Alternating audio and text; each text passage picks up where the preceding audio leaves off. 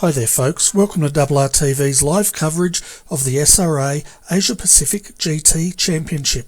Tonight we travel to the United States of America where the teams will be tackling the much loved Road America circuit. Road America is one of only a handful of road circuits in the world that maintains its original configuration since its opening in 1955.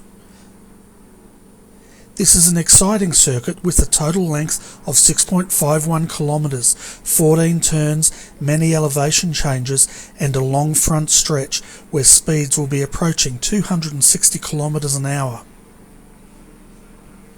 Keep an eye out for a lot of passing action along the front and the back straights, and one of the best known features of this course is a turn on the back side called the kink.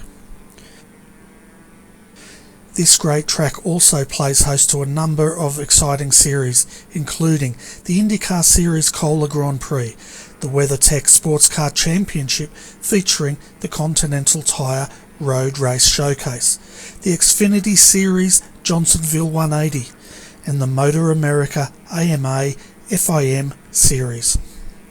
But without further delay folks, let's now cross to Pro Force Racing driver Ross Rizzo as he takes you through a guided hot lap of this great circuit. So folks, buckle up and enjoy the ride.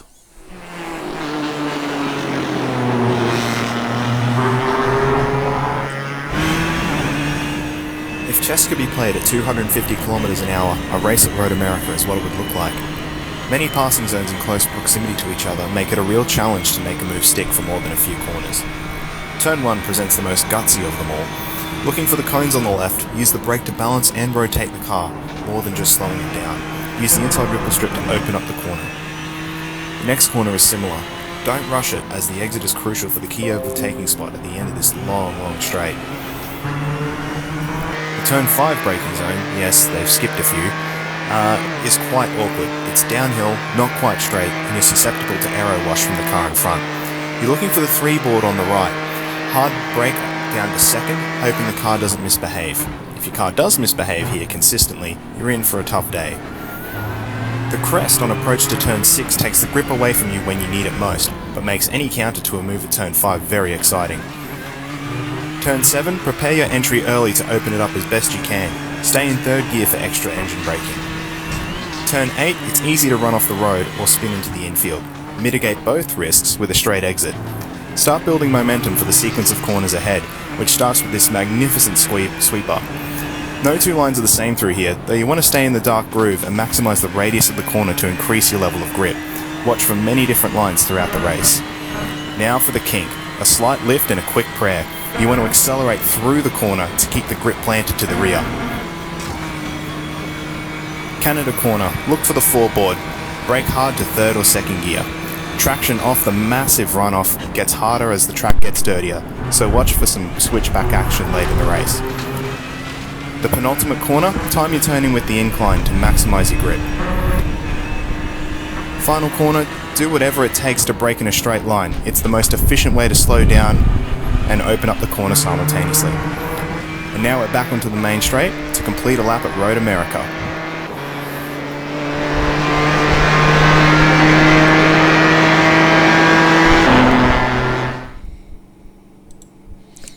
Hi there folks, welcome to RRTV's live telecast of round 5 of the Asia Pacific GTE series, and of course, as you saw by the video, we are coming to you from Road America today. In the commentary box we have with us Daniel Benefield and Wee Han Chan. Good evening, gentlemen. Hi, good evening. Evening, Bernie. So it's going to be an interesting race tonight. We have one split, so everyone's going to be in the broadcast tonight.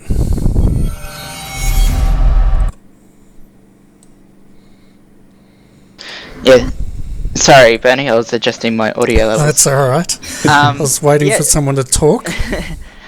Great to have everyone in the one split tonight. That way everyone has their own little opportunity to grab some camera time. Yeah, exactly right, and unfortunately I'm still setting up the server, but it'll only take a second. Yeah, see, quick times, quicker loading times. It's great. Yeah, so I'm just bringing up the grid. We have 34 cars in the server at the moment, guys. You can see them up doing their practice. Of course, they have qualified. A little bit about our track tonight, and if we have a look at it, the weather is partly cloudy out there, 43 degrees Celsius, so it's going to be quite a hot day for them. And but you know, 45 minutes though, tyres won't be an issue around here. No, not particularly with this time model build that came out well, with these cars essentially, but it was technically pre these cars with the harder compound, where it's much easier now to double stint the tyres in like those really long endurance races. So for a 45-minute sprint race, we won't be seeing any tyre changes. No, and the other thing to bear in mind for the viewers out there is there's a 50% fuel limit, so that's to ensure in the 45-minute race they will have to come in for fuel. Generally though, it's an extremely quick stop, and but it's a stop that if they overfill or if they underfill, it can affect their performance later on in the race.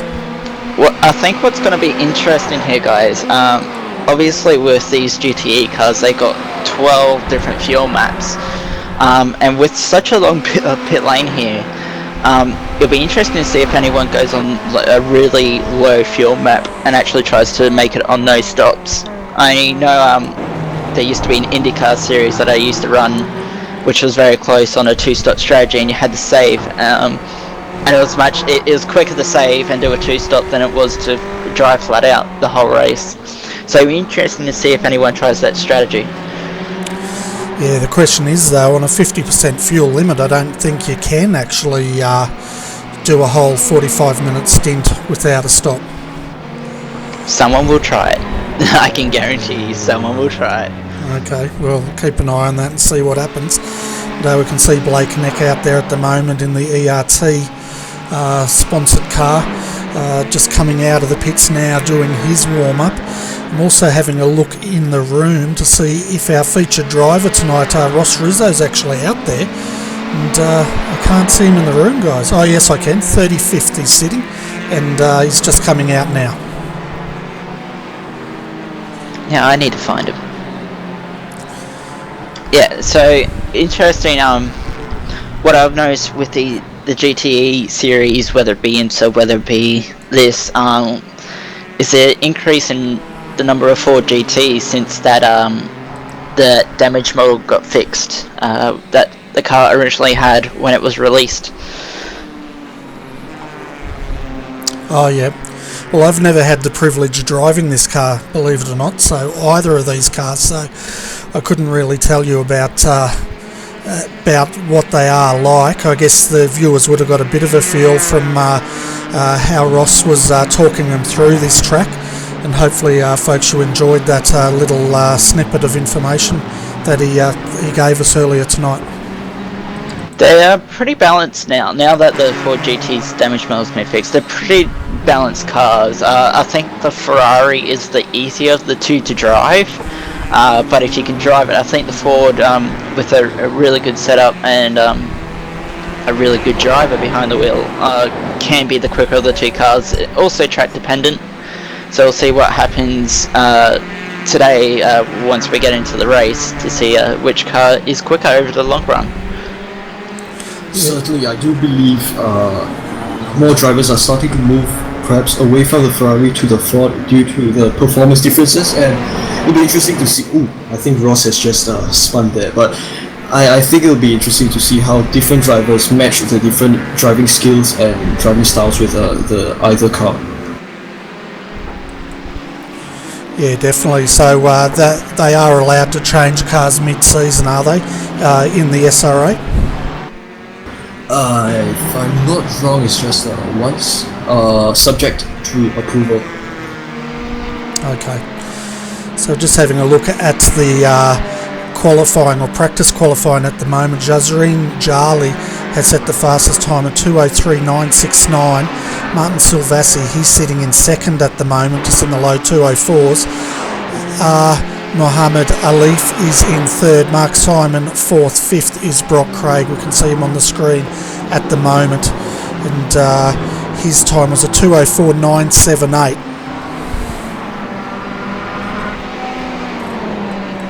Looks like someone else just did a time. I think it was Mike Burdett just did a 2:04.0 as well to put him third fastest. Be interesting to see what general lap times we actually get in the race.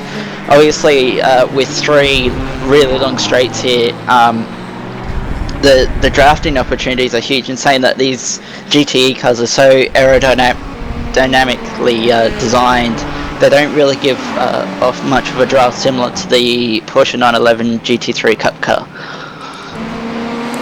Yeah, it'll definitely be interesting to see how that goes as you said, when the race starts. I'm quite interested also to see the Ferraris are looking quite competitive around here at the moment, like Martin Silvassi sitting in second. He's in a Ferrari. I think Mike Burdett is also driving a Ferrari in third fastest, and the first of the Fords is Mohammed Alif, sitting in fourth at the moment. His time at 2:04.881. I'm not sure what Jazreen Jali's in though, because he's not out on the circuit at the moment. See how many Ferraris we had towards the front of the grid. The Ferrari does tend to be the quicker qualifying car, I feel, but I think the Ford is a bit better over the long run. Yeah, so we're getting ready now, folks, to for the drivers to grid up. I'm just going to bring up our grid so you can see where your favourite driver is going to be starting this evening. So starting out of pole position tonight will be Anthony Winkleman. He set a time of a 2:00.067. Miko Nasi will start in second. Kevin Huang, he's going to start out of third tonight. Ilham Halabi will start out of fourth, with Mike Burdett out of fifth. David Lord, he's going to start out of sixth position. Out of seventh tonight will be Andika Rama Molana, followed by Martin Silvassi out of eighth. Out of ninth is Brock Craig, followed by Niranjan Kumar in 10th. Ross Rizzo, he's going to start out of 11th tonight, and Jazreen Jali, he's going to start out of 12th. And from 13th, we have Muhammad Alif of Sinfai Motorsports starting with a lap time of 2:01.419. And in 14th, we have Mark Simon. 15th and 16th, we have Ahmad Nurazam and Stephen Poccade. Behind them in 17th and 18th, we have Benjamin Brook and Brandon Jackson. And at row 10, 19th and 20th, we have Sean Thompson and Jason Black. Behind them, we have 21st and 22nd, Kim Kyung Ao from Macau, as well as Saiful Arifin from Malaysia. And in 23rd, we have Abhirafti Putra, as well as Simon Sanchez in 24th. And then rounding out the field, starting 25th, we got Andrew Stokes, Blake Neck 23rd, Carlos Hu 26th, for Blake Neck, 27th, Carlos Hu, Audrey Fianto in 28th, Alex Pohl 29th, Andre Mbada in 30th, DK Lee 31st, Tawfiq Mohayan in 32nd, Adam Zeitinger down in 33rd, Federico Teixeira in 34th. Thank you, Weehan, because my iRacing standings isn't long enough to actually catch his whole name. Jaden Borg in 35th, Azil Nasli in 36th, Hugo Silva Jr. in 37th, and league organiser Mark Lang rounding out the field in 38th. Yeah, so a nice big field here. Of course, they've all been reduced to one split, but that just means the racing is going to be that much better, or that much exciting. We did have a great round last week with the reverse grid. That was very exciting racing, so hopefully we're going to expect that same amount of intensity here once again tonight, even though it's just one 45-minute sprint race. Sure, definitely. I think we'll be able to expect even more sort of competition to carry over from last week, because track like this, quite high speed with point and shoot corners, I think cars will be able to the race will be quite fast. Generally, in the past racing here, both endurance and sprint racing, open wheelers, you name it, it's probably raced here, stock cars. And it's always been great racing, and that tends to be because of the long straights leading into tight corners, such as the back straight going down into turn 5, even hurry downs going down into turn 8 provides some great overtaking. Yeah, the first, as you said though, the first trouble spot will be turn 5. Generally, that's where they have a problem. Turn 1 and turn 5 into the first lap. It's definitely where we tend to see issues. And then after that, it starts to settle down a little bit. Interesting to see. Majority of the top 10 is Ferraris, of course, with majority of the field being Ferraris, but there's a few Fords. We got the Ford of Kevin Huang that's starting off third, so it'll be interesting to see where he ends up putting that Ford. I think it's Mdika Mohala as well, starting in P7. He's also in the Ford GT. Okay, so we'll definitely keep an eye on that. We can see him now just coming down to Canada Corner for the first time under safety car, and we'll be racing very shortly. 45-minute timed race, folks. One mandatory pit stop, fuel only. The other thing to keep an eye on is the incentives. If they get no incident points, they get 5 championship points added. I think it's 2 incident points, they get 4, and 3, they get 2. But I'm not sure what the incident limit though, if they exceed it, so I'm not sure. Last week it was 10. The other thing to bear in mind is they have 1 fast repair, but we'll see the safety car coming in very shortly, folks. Anthony Winkleman, he will be leading the field here at Road America for round 5 of the GT Asia Pacific Championship, as we see the field now coming up to the start finish, waiting for the green flag here, folks, and we'll be racing at Road America. Winkleman getting a good jump as we go green here at Road America from Miko Nazi. Nazi just slots in behind him. Looks like Ilgram Halabi starting P4 might have got the jump there on Kevin Huang around the outside of turn 1, but Huang's going to hold it on the inside to take third, and actually now Mike Burdett is going to take away 4 from Halabi.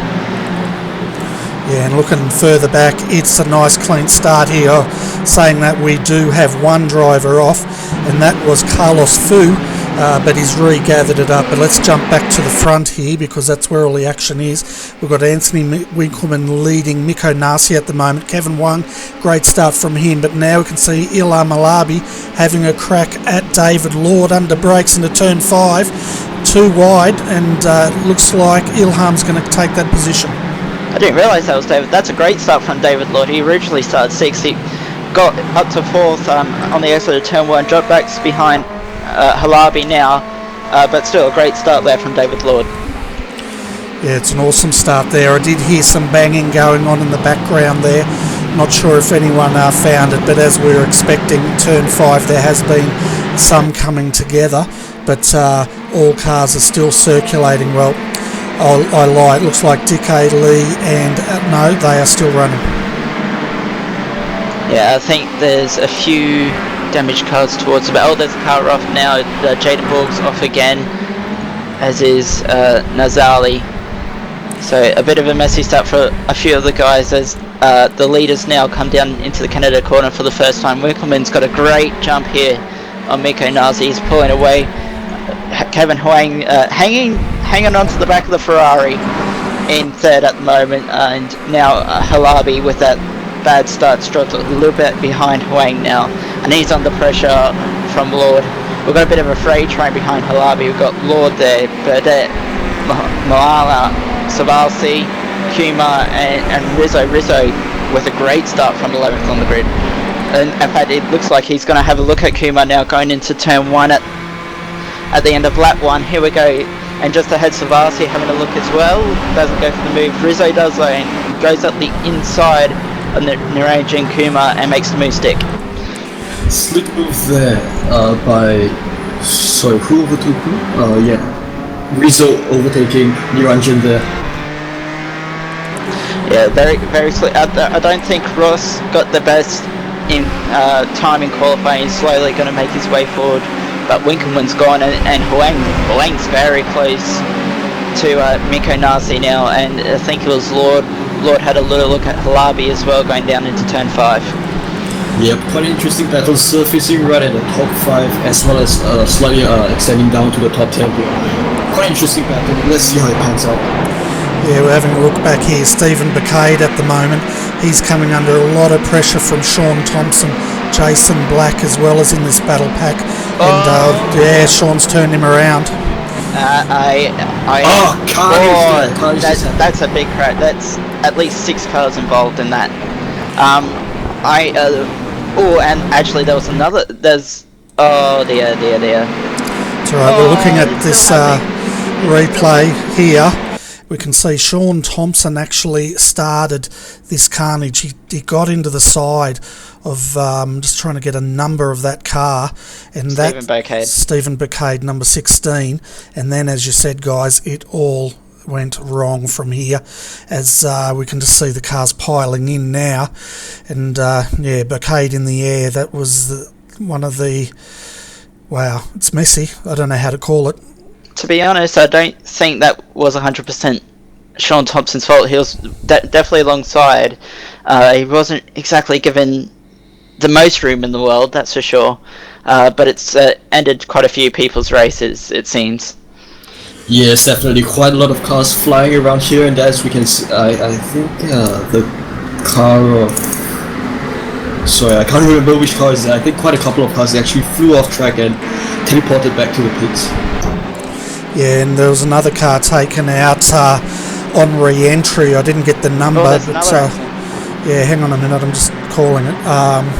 Didn't get the number, but we will go through the cars affected very shortly in a minute, folks. At the moment, though, Anthony Winkelmann's leading. He's got a huge gap, 2 seconds back to Miko Nasi, third Kevin Huang. Then we've got Ilham Halabi, 3.7 seconds down, David Lord, 4.3 seconds down, and that's your top 5. Mahala went very wide in 7th in that Ford GT. He went very wide through turn 5. He almost opened himself up to an opportunity from Mountain Savasi, but the straight up the hill wasn't quite long enough for Savasi to get alongside and take the position away. But this battle for 7th now is heating up with Ross Rizzo joining on to the back of the train as well. Yeah, so that battle pack, folks, is Endika Rama Milana, Martin Silvassi and Ross Rizzo just getting onto the back of these, so we'll keep an eye on it. At the moment, though, Ross is up 2 positions from where he started, and he's looking quite racy.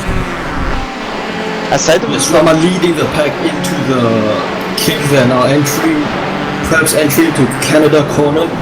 We might see a bit of braking action coming up here as the car of Martin slightly closes in into Rama, and we're just gonna go on from here. Looks like David Lord's keeping Ilham Halabi very honest as well. I thought Halabi would actually pull away slightly once he got that 4th position back on the first lap, but David Lord's staying with him, and as a result they've both dropped Mike Burdett. And actually, this train, this is going to be messy. All the cars involved in that incident earlier on are now rejoining right in the middle of the lead pack. This is messy. Yeah, it is, but the guys will give him plenty of room there. Looking back, folks, are the cars that were affected in those first incidents, as we've got another car now slowing on the infield there. That's one of the... not sure who that was, but let's go through the cars that were involved in that carnage. Jaden Borg, he was affected from an earlier incident and had to limp back to the pits. The cars involved in that big incident, though, was Tofik Moyen, Sayaful Arafin, Frederico Duarte, Joaquin, Steve Bacade, Blake Neck, Sean Thompson and Carlos Fu. And it looks like we may have lost Blake Neck, Sean Thompson and Carlos Fu due to retirements. Blake Neck, I just noticed doing the good old Australia-New Zealand community joke of hashtag Sean's fault. So I think he's making his opinion rather known. Yeah, it was a pretty big accident, that's for sure. But getting back to the front here, Anthony Winkleman, he's got his gap out now, 2.7 seconds, and he's in his fastest lap, 2:02.953. His previous lap, 2:03.496. He's the only guy in the 2:03s at the moment. Yeah, I've noticed that the last lap. We'll see what it is this time around. In saying that, there was a bit of traffic that held up Anthony Winkleman that time around. That'd be interesting to see if Nazi's just sort of holding the gap at around 2.7 seconds. Because last time around, I lie, because Winkleman was 7/10ths faster. I lie. 3.9 for Winkleman and a 4.5 for Nazi. So yeah, Winkleman's just driving away with this at the moment, and Nazi's gonna get heavily hindered by this traffic, and it's gonna may give Kevin Huang an opportunity, but now he's going to be affected down through turn 3. Yeah, the guys having to pit, it's sort of thrown a bit of a curveball, but as that car gets out of the way and lets them all through, that was David Lord's teammate, but I'm not sure who it was. I just didn't get the number. I think it was Taufik Moyin. Yeah, Taufik Moyin.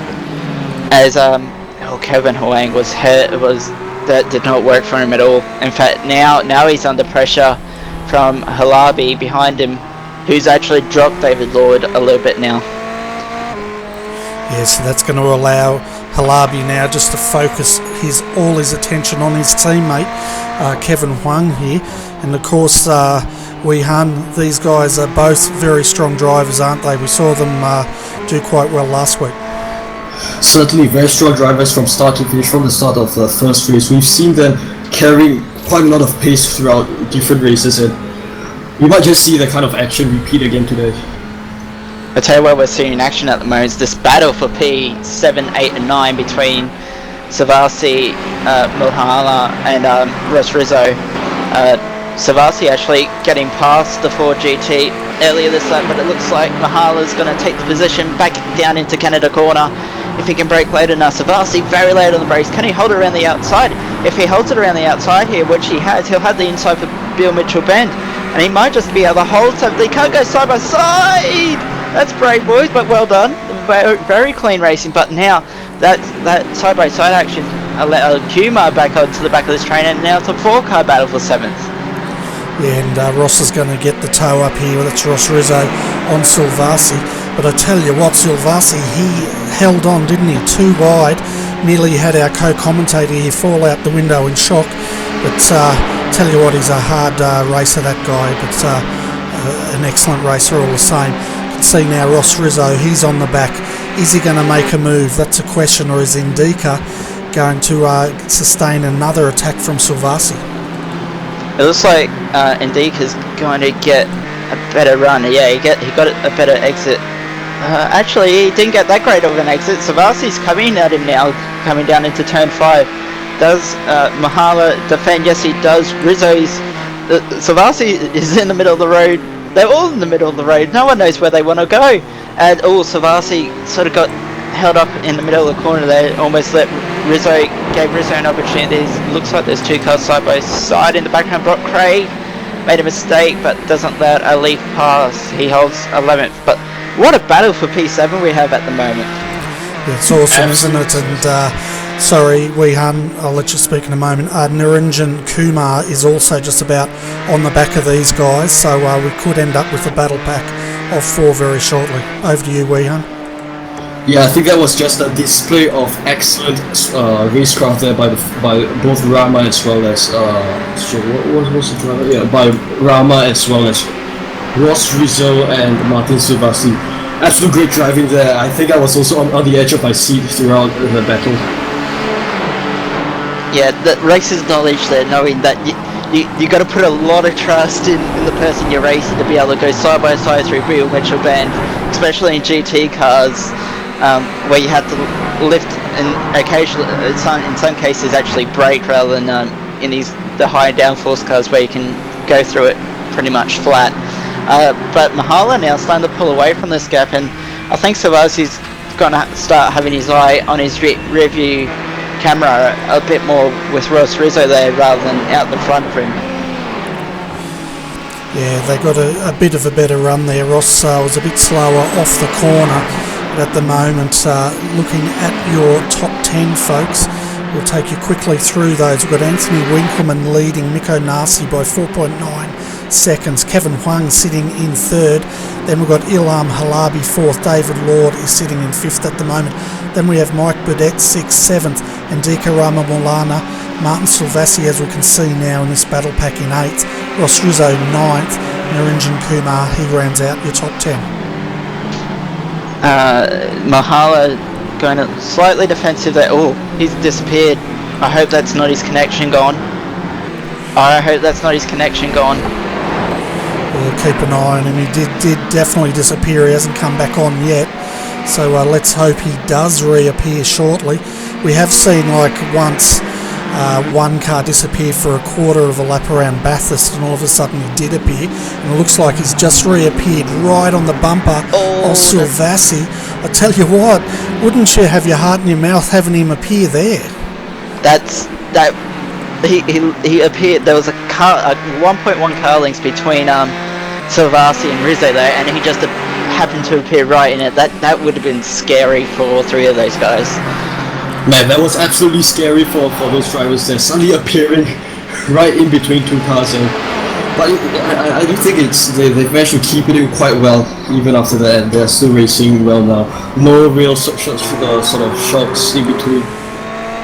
I tell you what, the person we should go on board with is Naranjan Kumar. He's got a perfect view of this battle just up ahead of him. He's just hanging on the back of the train, but sort of seeing what happens, letting them sort it out first, and then he'll make his move maybe through the pit stop phase.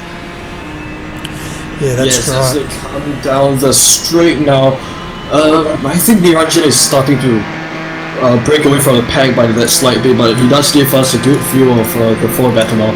Rama trying to get a bit, look a bit inside there now, doesn't really make it. Almost a semi-fake there on Savasi going into turn 1 there. If he had pulled that off, that would have been awesome. But the braking distance for turn 1's actually pretty short. It's actually a really fast corner. It doesn't look that quick, but it's a really quick corner. So the braking distance isn't that long at all in these cars. So it's actually really hard to overtake, as now Mahala comes down into turn 5. He's going to look on the inside of Savasi. He doesn't end up going for the move.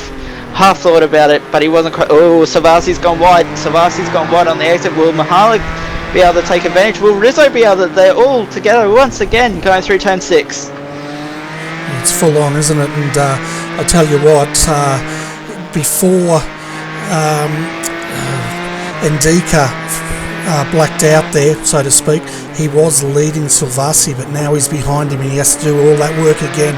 But he's also got to keep one eye on the mirror, because as we're riding with Ross Rizzo, you can just see Ross closing up through the carousel here, coming towards the kink. Is he going to have a crack at Canada Corner?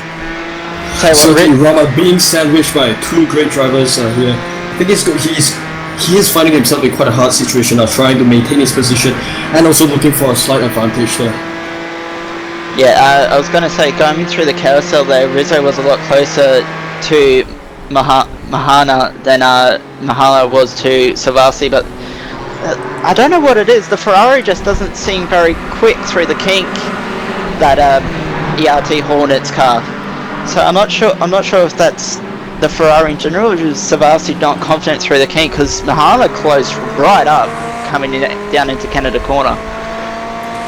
And now we're looking out the back of Martin Silvassi here. You can see now the big power of the Ford GTE under the toe of the slipstream now starting to close in, but he's just going to get on his bumper. He's going to have a look right into turn 1.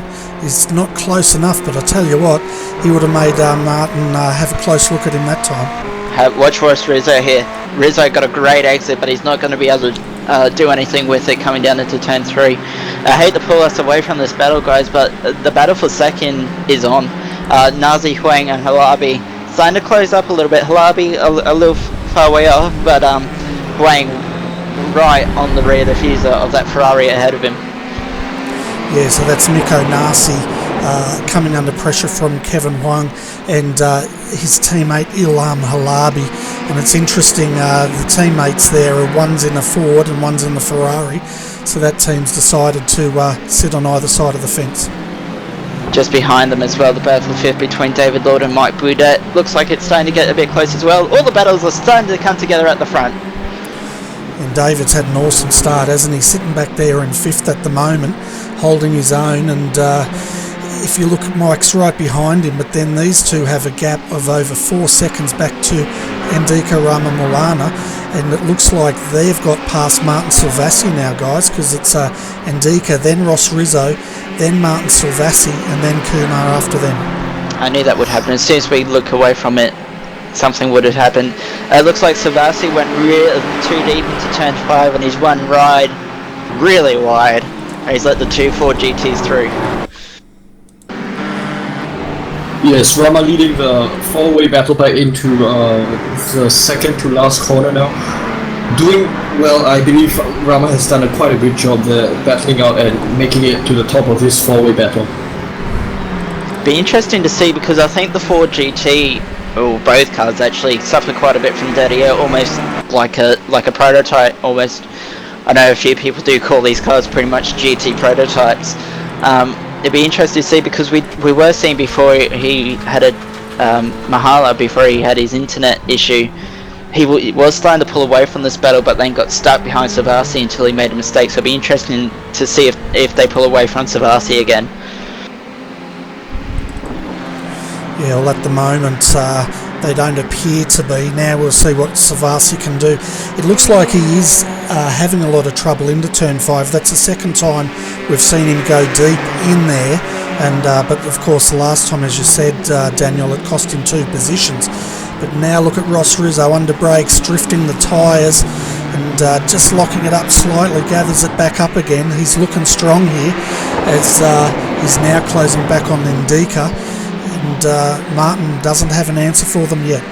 I think the best thing for Savasi to do here is, since Ross, it's obvious that Ross Rizzo is the quicker of the 2 drivers, or quicker of the 4. Technically, it is a battle of 4. So I think what's best for Martin Savasi to do is just sit there, wait for Ross to make a move, and then try and follow Ross through. If he can stay there, he struggles through the carousel as well. It looks like he gets a bit of understeer through the mid corner. See what happens to the King, because I think he's struggling through there. Yeah, lot under Kumar, really wide. Lucky not to actually have that spin him into the wall at the kink. But Savasi's struggling through the high speed stuff by the looks of it. Yes, with my eye on Ross Rizzo now, I think he's gone even closer to Rama.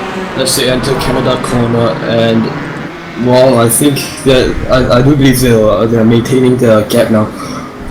Going past last corner, let's see if Rizzo actually gets an advantage at this stretch.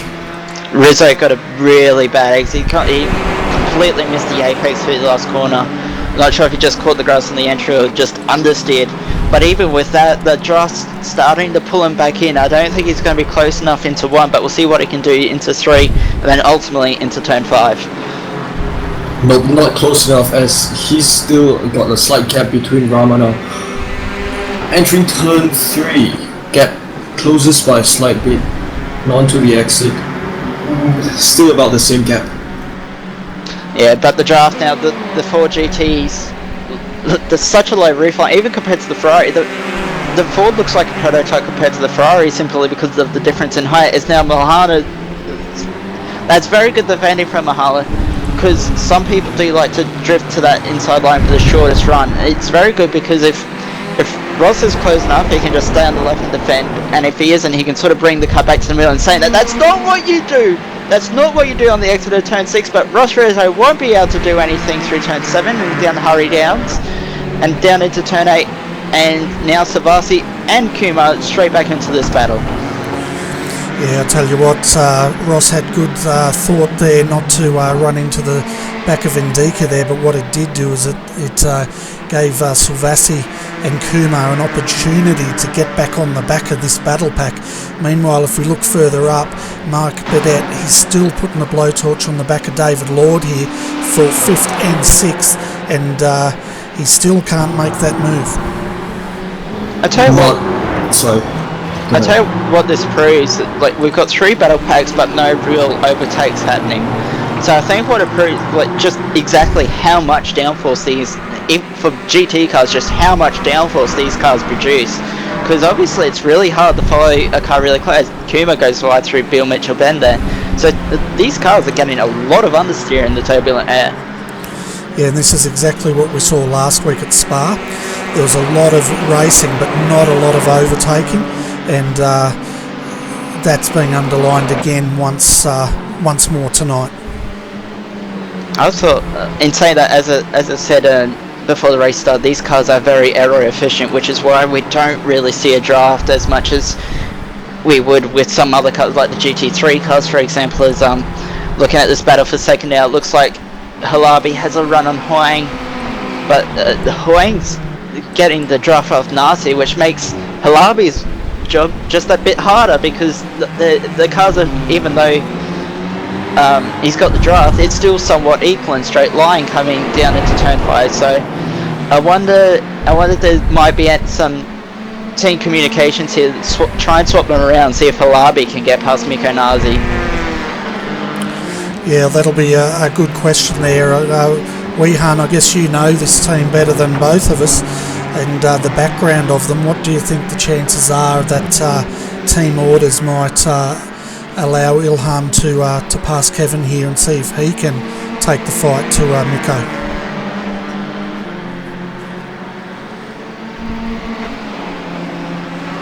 And Shank's fallen asleep by the sound that. It sounds like it, yeah. So at the moment, folks, Anthony Winkleman, he has a gap of 7.9 seconds. He's now in the mid 204s. He's matching the pace of Mikko Nasi in the second. Mikko's got a good gap of 0.4 of a second.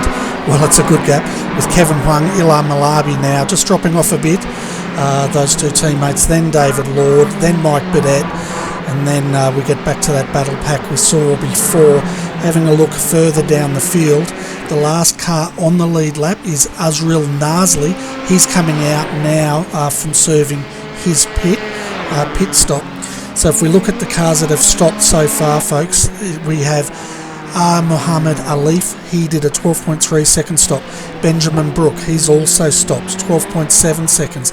Kim Kyung Ao, 17.5 seconds. Hugo Silva, he's still in the pits, 43 seconds.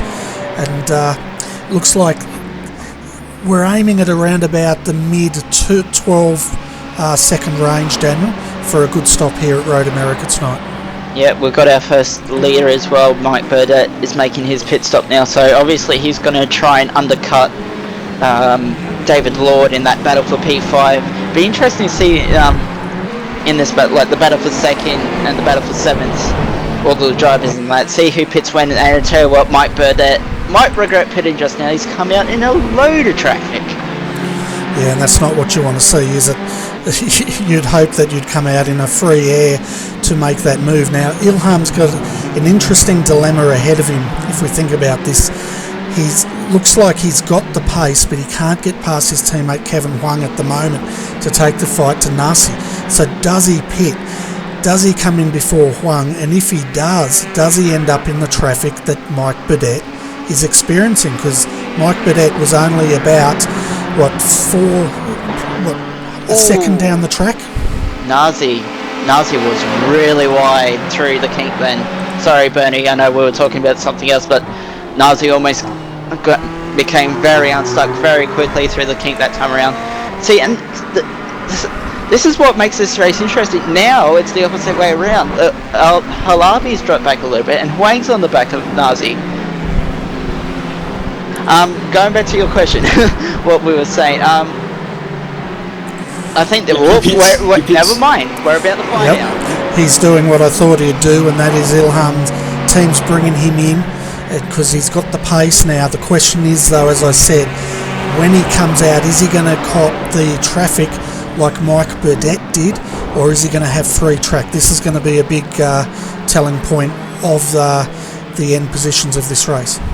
Yeah, what I was going to say, Bernie, was another thing since with the such long straights here, how much of the pace of Halabi and Huang, how much of that was sitting in the draft of Nazi? Without that draft, are they still as quick as Nazi? And I think that's what we're gonna. He's got some traffic. Yeah, it's not ideal. He's got a couple of slower cars ahead, which by no means. I mean, both these cars, Andrew Stokes and Jason Black, they're both for position, so that they can race Halabi as freely as they like.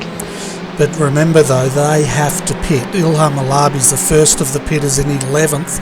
As all the cars in front of him come into the pits in the next 16 minutes, he'll get a free pass. The question though is he going to get held up by these guys, or is it going to be an easy run for him? Just interesting question, Bernie. How long was Halabi's pit stop? Okay, 10.6 seconds. So he's the fastest of all of them. I was going to say, I wonder if Huang and Halabi turned the fuel mix down to get a shorter pit stop. Yeah, no doubt they were talking as well on the radio, the team radio, about how they're going to work this out. So maybe they said Ilham go in first, and that will leave Kevin to free up to try to put the pressure on Nasi as they come through again. Nasi's coming in, Kevin Huang's coming into the pits right now, so it's starting. And what's Ndika going to do? Is he coming in? Well, yes, he is, and Ross Rizzo stays out, but Martin Silvassi's coming in. Now the question is, where does Ilham slot in? He's just coming in to Canada corner now. Good call there from Ross Rizzo, giving himself a lap or two in clean air, try and jump Mahala in the pits, see what happens in that battle next time around, or in a couple of laps time. But for now we'll focus on this battle for second out. Race leader Anthony Wilkerman, yes, he's still in the race, well in front of everyone else, and he just exits in clean air rather nicely, our race leader. But now we'll see as he's jumped in. In fact, Kevin Huang's going to jump him as well. Here comes Halabi. Halabi's coming down now. He's coming right down on the back. He's going to get Nasi on the outside, is he? Yes, he does. Hold on to it. He slides! No, he just held on to it. Man, I thought he was going to get that position. That was tight. He just slipped past Miko and lost the position there, and Miko has just taken it in front of him. But Kevin Huang's made the most of it. He has jumped Nasi, yeah. The standards are all over the place since they're taking that line. So he has jumped Nasi, and I tell you what, if Halabi hadn't gone deep into turn one, I think he might have been able to hang on to it. Yeah, and if we look at the pit times here, Winkelmann sitting in second at 11.3. Huang and his teammate Halabi, they did 10.8 and 10.6 respectively. Miko Nasi, he was the loser out of the pit stops, 12.1 seconds. So obviously the other two teams behind him, Daniel, you said it earlier, they were probably fuel saving, and they've saved themselves 2 seconds in the pits. It's worked for Kevin, nearly worked for Ilham, apart from his off on into turn one. I think part of that would have been, had they all come in on the same lap, I think Halabi would have got him as well. I think it was traffic on his outlet that hurt Halabi, to be honest, rather than the off track at turn one, as now Ross Rizzo comes in. And again, we'll wait and see where he comes out compared to the likes of Mahala and Savasi. Yeah, that's right. We'll see if that extra lap has helped him. He was in clear air, so he would have made the most of it, that's for sure. His last lap time was, well, we can't get it because he's in the pits, but hopefully it was quick enough. As Winkelmann's already passing. That's the lead that Anthony Winkelmann has. It's huge. He's already gone past him. As here comes now Huang comes past, Nasi comes past, as well as Halabi. Ross Rizzo's rolling again. Here they come. Actually, he might even get to David Lord. That's Lord. In fact, this is going to be tight because Mahala's on the back of this. He's got to try. Mahala around the outside. He should be able to hold it. Does, but all of a sudden, Ross Rizzo has a great exit. Will he be able to? No, he's not. He's not going to have a look. But something's happened to the pit stops because now Mahala and Rizzo on the back of Mike Burdett and David Lord. Yeah, something's definitely happened. I'm looking at the pit times here, and it doesn't tell the story because Milana did a 10.6, Rozzo did an 11.6, Burdett 11.8, and Lord 12. So something definitely has gone on out on the track for Milana, and I'm not sure why Ross came out so far behind these two. Savasi's dropped. Savasi's lost out, as has Kumar. They've both dropped off the back of Rizzo and Mahala, who are now almost marched forward to the back of Burdett and Lord. So this is now a battle for 5th, 6th, 7th and 8th. Yeah, so looking at this, I'm trying to get the story straight here. I think what's happened is Lord and Burdett, they've fallen back into this battle pack, where before they were a lot further ahead. That's why I was getting a little bit confused. But as you said, Silvassi now, he is one of the big losers here. He's dropped right off the back of that battle pack. I wonder, these are the guys, Mahala and Rizzo were the last 2 laps of pit stops, of the pit stop window. So I wonder if these other guys that pitted a bit earlier, the likes of Lord, Burdett, Savasi, got caught up in traffic. Like I was saying, when Burdett came out in a bunch of traffic, this is what happened. This is what it does. Rizzo and Mahala stayed out longer, and now they're right on the back of Lord and Burdett. Yeah, on the roof cam here of Indika Rama Milana as they come down, start-finish straight, 10 minutes of racing to go here yet, and it's still on, as we can see now closing in behind Burdett.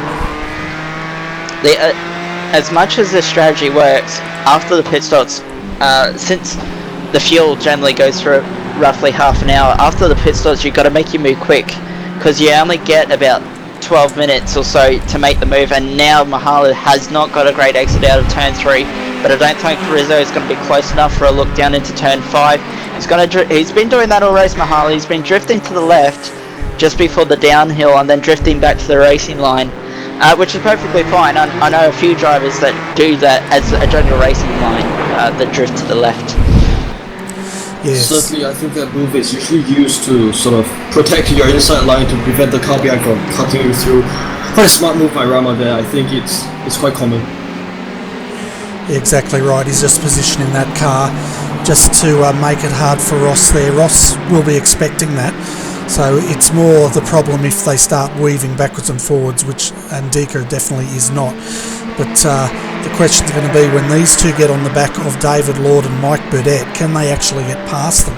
Or is this going to be the battle pack for the next 9 minutes? Yeah, it looks It looks like Burdett, Lord had a bit of a gap over these 3, but it looks like that's closed right up between Lord and Burdett now, so it's more than definitely 4-car trainers. Burdett had a little bit of a look, and now he's gone deep. He's wide on the exit, but Mahala can't make a move into Boomwich Band. Not only is he not close enough, it's not really a passing opportunity. Can he set it up? Burdett on the inside of the final corner. He's going to go deep again. This is going to set Mahala up really nicely now going into the first corner. If he get a good draft, as now Burdett drives down the dead centre of the road, now pulling back to the left a little bit. Mahala not really pulling. Can he get close enough? He has a look coming up into turn 1 now. He's got an overlap. Can he outbrake him? Yes, he can. Mahala up into 6, Burdett down to 7, and now Ross Rizzo might have a fancier look at Burdett here as they come down into turn 3. Beautiful driving there by both Rama and Mike Burdett there. Very nice move there, just a cut right inside. As we now go down the backstretch, Rizzo having a look at Silvassi. Sorry, no, not Silvassi, Mike Burdett. And the last one, he has to look at the inside now. Rizzo having a look at the inside, trying to cut it, and he does. He takes the position from almost contacting that. He takes the position from Mike Burdett, and now he's also up to 7th. Great move there by Ross Rizzo. Really late on the brakes. Burdett was thinking about cutting across at the last second, but realised how deep Ross had gone, and I think Ross had almost overshot the corner completely, but he recovered it nicely, blocked the crisscross from Burdett really nicely, made the move stick. Now he's got a little bit of ground to make it up on Mahala, as now he gets onto the back of David Lord. Yeah, so looking up the front, folks, if we bring up your top 10, if you're wondering why we're covering this, it's because Anthony Winkleman, he has a gap now, 11.9 seconds. Kevin Huang's got a little bit of a gap back to Miko Nasi, and Ilham Halabi's dropped off that battle at the moment. David Lord, as we can see, right ahead of us, is coming under pressure from Indika. Then we've got Ross Rizzo, Mike Burdett, Martin Silvassi in 9th, and Narinjan Kumar in 10th position. Huang just lost P2. He had a massive snap oversteer in the middle of the field, which then went off the track. Miko Nasi said thank you very much and took his 2nd place back. So this battle for 2nd is anything but done. But Huang got held up really bad into Canada corner, which really put Nasi on the back of him. And then I don't know if it was too much curve or the upset aero, but the rear of the Ford GT just started to come around, and Huang decided to go around the long way on the exit of Mitchell Band. Yeah, and we just saw the replay of that move as you were talking about it, Daniel. Yeah, it's pretty stagnant between these three now. And here comes Mahala. Mahala to the inside of David Lord, down into turn 5. Is he going to make it stick? He's gone really deep. Here comes Ross Rizzo. Ross Rizzo's going to take P5, is he? Is he? No, they're 3 wide. Ross Rizzo has to pull out, so he doesn't make contact. Lord back at the inside. There's contact between the 2 cars. And Mahala takes... Oh, no, he's taking Burdett with him.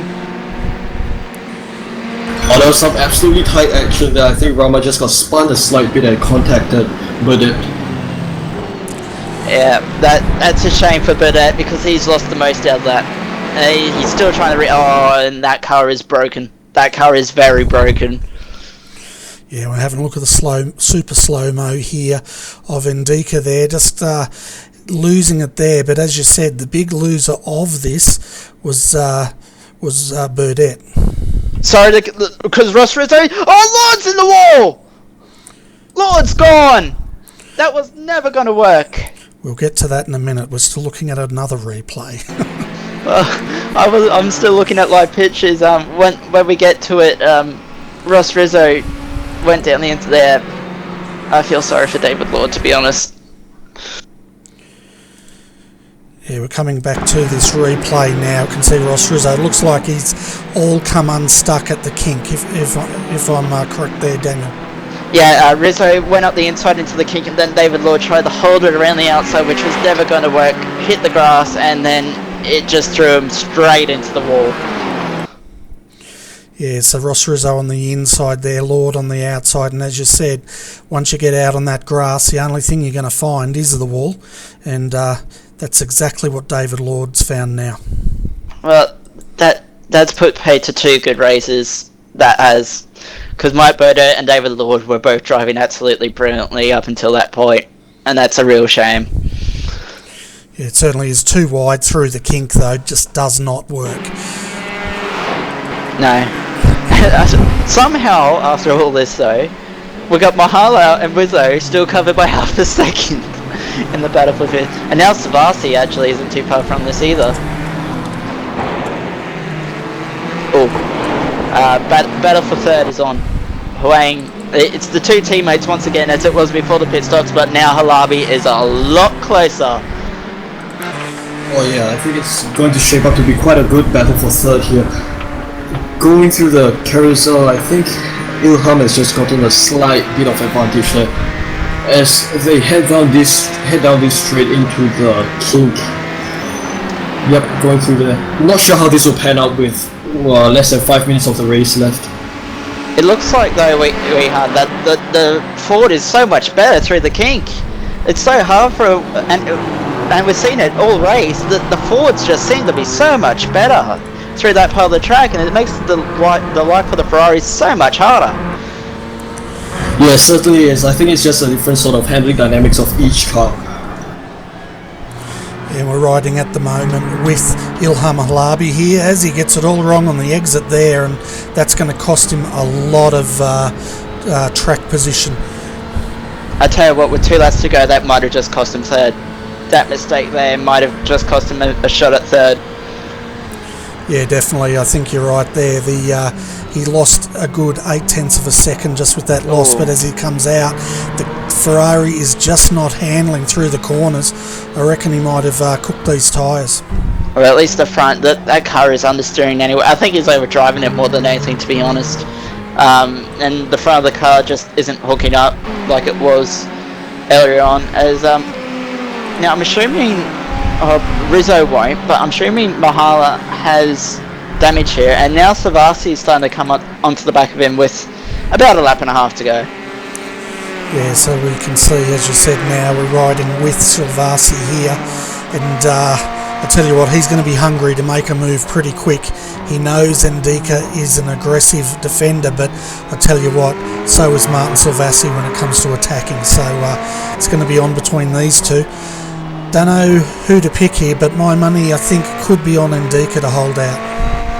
Yeah, being in front around here, especially with the speed, we're seeing that Ford GT being able to carry through the high speed stuff like the carousel, and particularly the king.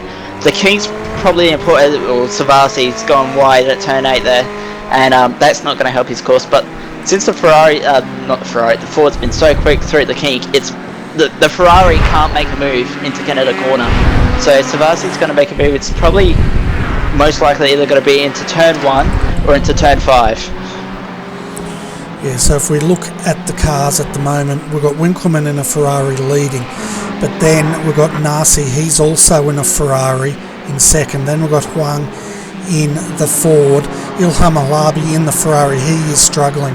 Ross Rizzo then in a Ford, Ndika in a Ford, and Silvasi also in a Ferrari is struggling with the handling of that car. Tell you what, nice hit top 8, 4 Fords, 4 Ferraris, I like that. And can we extend? Oh no, it's 2 Ferraris around, and David Lord trying to recover as much as what he can, coming under pressure now from Brendan Jackson and Mohammed Alif. Yeah, well, that car looks like an absolute tractor at the moment, so I don't think he's in any position whatsoever to defend with 1 more lap to go. I guess he's staying out because he's just trying to hang on to as many points as he can, but yeah, my heart goes out to Mr. Lord at the moment. He's having a great race, and yeah, they're just running past him. Yeah, that car's got no aero efficiency at all. That's the opposite to what I was talking about with the aero efficiency of these cars. But what's happening?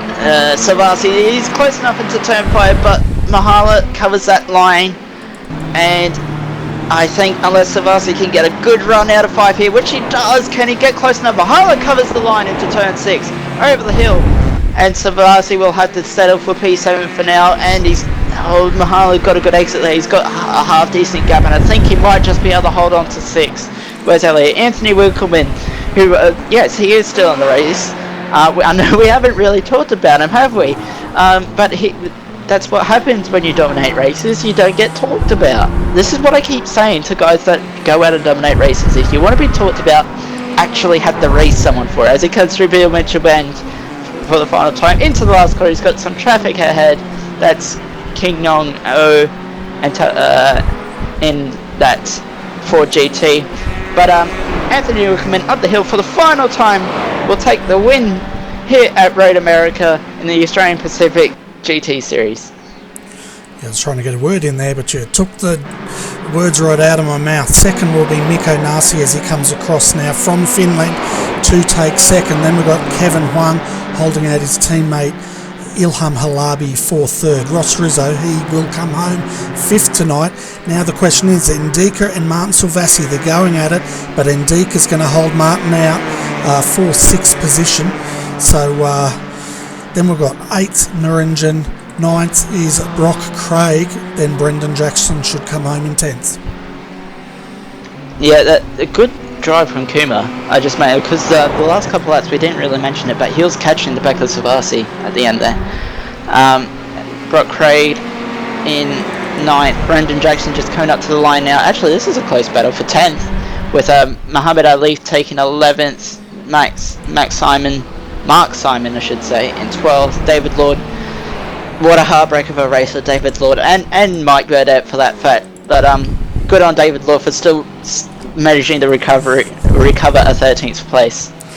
Yeah, well, I think even though his car looked atrocious, I think the team did the right thing. If he had come in to use a fast repair, he would have been a lot further down the field. So keeping him out there for those couple of laps of absolute pain, that's brought him home in around about 13th position. So not too bad considering the impact he had down there at the kink. Yeah, that was a very, very high-speed accident. It always is at the kink. There's no such thing as a low-speed accident, and there's a very, very rare occasion that you don't hit the wall when you spin there. Yeah, well, there's nowhere to go, is there? Once you get on the outside, the momentum pretty much carries you straight into that wall, which we saw. The guy I feel sorry for the most out there tonight is Mike Burdett. After that contact he had with Ndika there, he ended up coming home in 23rd spot, and we can see a couple of the guys deciding to have a look at the go-kart track. Yeah, yeah, Mike Burdett, wrong place, wrong time. I think had Ndika just gone that little further wider, he would have made it through and would have come home in with a solid top 10. But that's motorsport, I'm afraid. Yeah, as they say, it's motorsport can be a very bad mistress. Is that what they say? That's not what I heard, but you go for that, Bernie. If that's what you want to go with, you go for it. Yeah, so Han, before we go through the final results, did you want to say anything? No, I just wanted to add in Mike Burdett. I mean, he's been driving really hard all race long, trying to fight for his good position, but I think it's just unfortunate that he got taken out there. Yeah, just as Daniel said, wrong place, wrong time, and you get slapped by the mistress. But anyway, let's have a look at the final results here tonight so you can see where your favourite driver has finished. Okay, so tonight's win goes to Anthony Winkleman. He started from pole and he came home in first. Miko Nasi started out a second, stayed in second. Kevin Huang third. Ilham Halabi fourth. Ross Rizzo up 6 positions to come home in 6th place. And Ndika Rama Milana, he gained 1 position from where he started.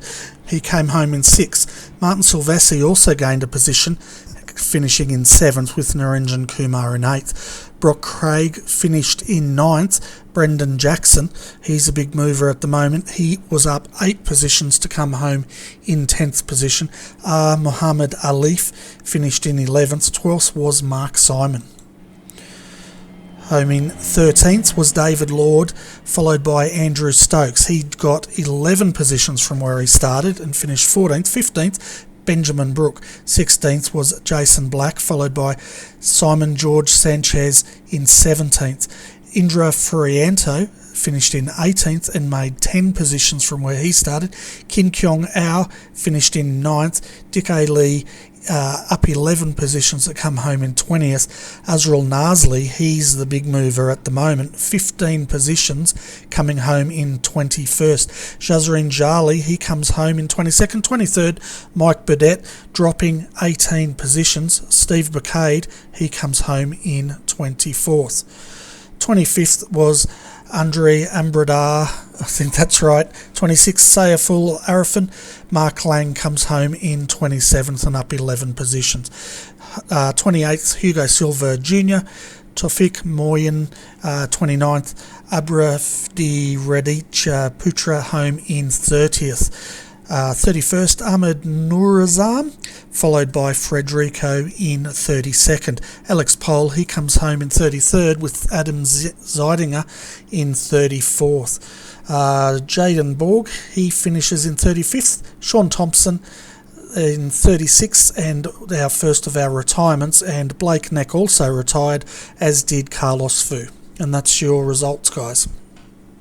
Tell you what, Bernie, an interesting result there. Adam Zeitinger, we didn't talk about him all race, and he's normally great in these GT cars. Yeah, he had an absolute shocker tonight, didn't he? We normally see him up the front, and it's not the case tonight. But it looks like we've got Kevin Huang in the green room, so I'll bring him up, and Weehan, I might get you to have a chat with him. Alright, let's go for it. Good evening, Kevin. Welcome to the commentary booth. How was your race from, having started 4th today, finishing 4th, and having a great battle with Miko Nasi, as well as your teammate Ilham Halabi? I think it was it was really interesting race from our perspective. How was the race from your end?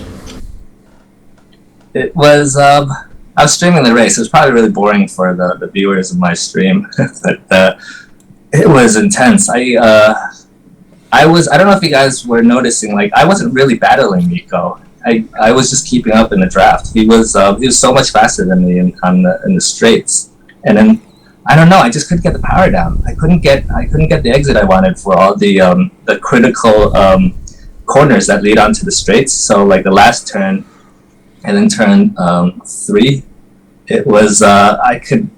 I think you saw it on the stream. Like, if I had a good exit, I would only be matching Miko. So my main worry was Ilham. So I was just, my main goal was beating him. Miko, yeah, you saw me. I passed him, I think. But the speed he has on the straight, it was impossible to keep him behind. I was just using him as a rabbit, just keeping my race pace up.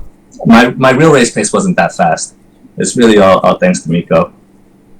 Oh yeah, certainly. I think it was a great takeaway that you were able to stick ahead of Ilham and defend your position from there. But wow, yeah, it did seem like quite a really good performance. Despite what you say, your race pace being sort of slower than usual, I think you've done a really good job keeping and making it to the podium. Thanks, man. I think I did a pretty good job. It was the car was horrible to drive at the end of the after the first pit stop. The rear tires were just terrible. This is a really hot tire temperature. Really hot track temperature, and it just got worse and worse. And at the end, I could see Miko was kind of squirming a little bit on the carousel section, and I was having problems too. We couldn't get the power down. I think he was running a much lower downforce setup because I was making a lot of time on carousel and the kink. He had to slow down a lot more. But once he hits the straight, it was gone. So I had like the advantage of a high downforce setup with the straight line speed of a low downforce setup. So that's the only reason why I got podium. I'm just really, really happy. It's a really good race. I didn't make too many mistakes, and it's just. It was one of the best races I've ever done. Yeah, rightfully so, Kevin. Yeah, just looking at the track temperature, 43 Celsius. That was very hot, even on the tires. And you look at it this way: you were able to keep the car in one piece and to sort of keep it on all four. At the end of the race, it was just keeping the car together.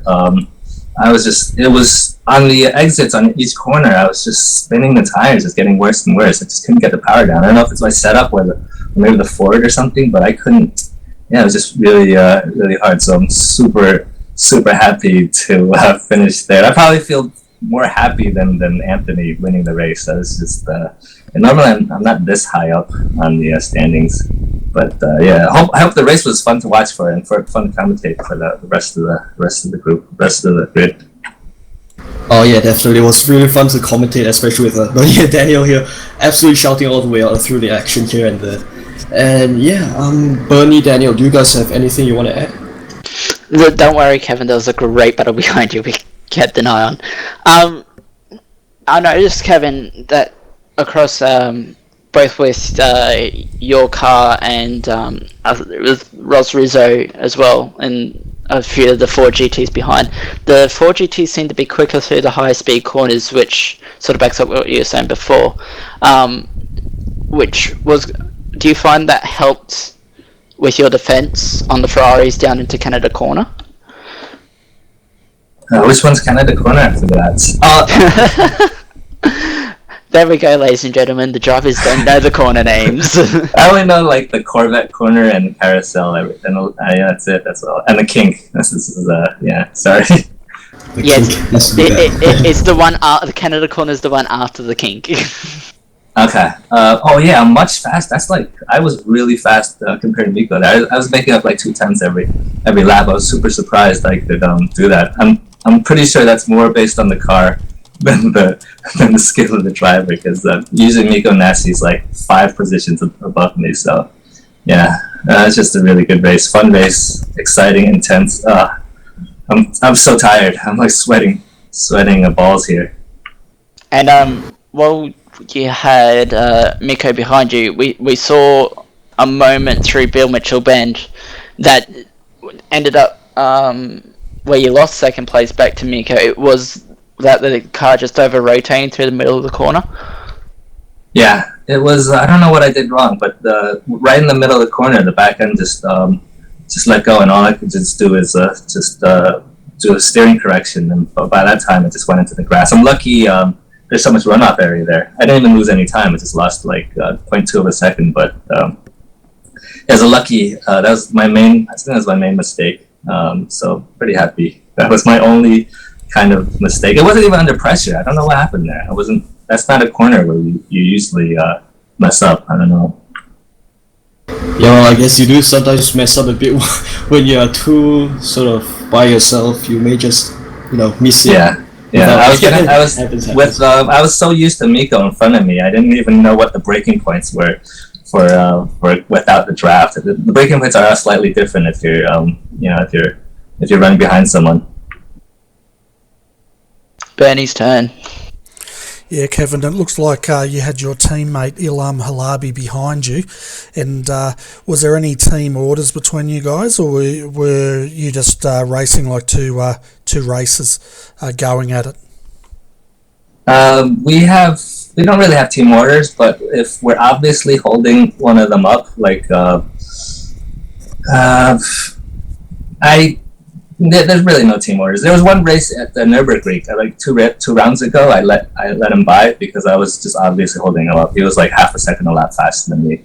But for this race, he was faster than me, but it was for 3rd place. And I'm sorry, I'm not going to give up 3rd place. I don't care. It's a podium, man. It's team orders can take a backseat to stepping on the podium. Yeah, exactly. You're a racing driver now.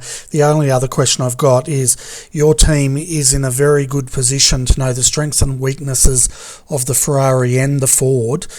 At this track, it looks like the Ford is a lot stronger than the Ferrari. Is that your take on things? Have you both done some testing to see which car is the strongest at the moment? No, not really. We have a group on the messaging software that and we just post up times and just to compare and maybe post setups, but we don't really talk too much about strengths and weakness. We don't really actually practice together actually, so we really don't know the actual race pace and qualifying pace until race day. We're not that tight where we practice every day together. It'd be nice to, but I just don't have time. I don't know about the other guys, but on weekday nights, I just don't have any time to practice. Okay, no worries. I guess. Well, the final question I've got for you, Kevin, is do you want to give a shout out to all your sponsors for both you and Ilham? Yeah, I'd like to thank Mark. He's like the head of the team, and he's basically the sponsor.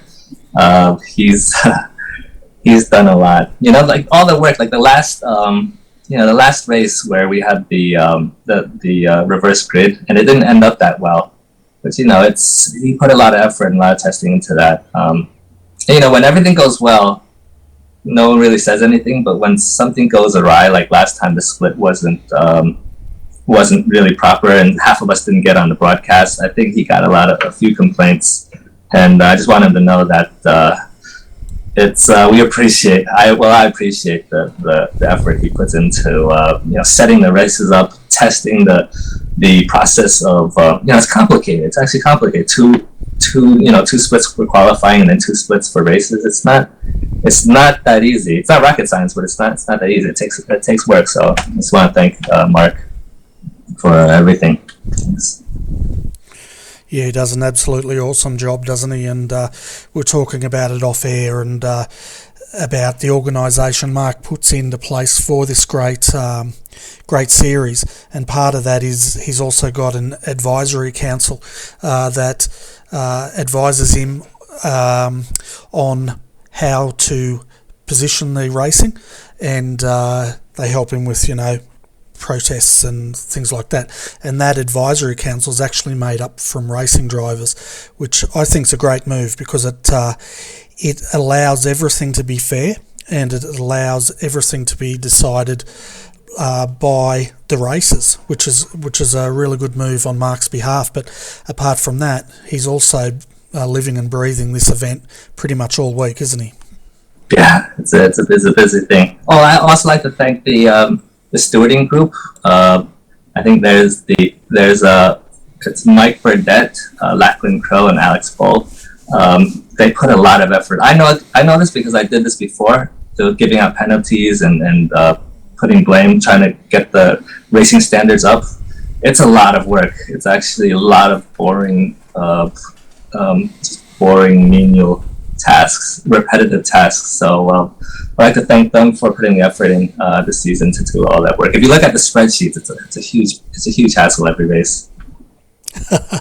Yeah, I'm just laughing because Anthony and Mark are back there saying, I think they're talking about us. He's going, yeah, I think they are. They're also telling you to take a breath. So there you go, Kevin. Okay. Anyway, man, thanks for popping in. It was great having a chat with you. Well done on your 3rd position. And you can go and spray the champagne now. Yeah, thanks so much. Can't wait. Really looking forward to watching the broadcast. Can't wait. Thanks guys for putting up a good broadcast every week. Thanks. See you guys later. Bye.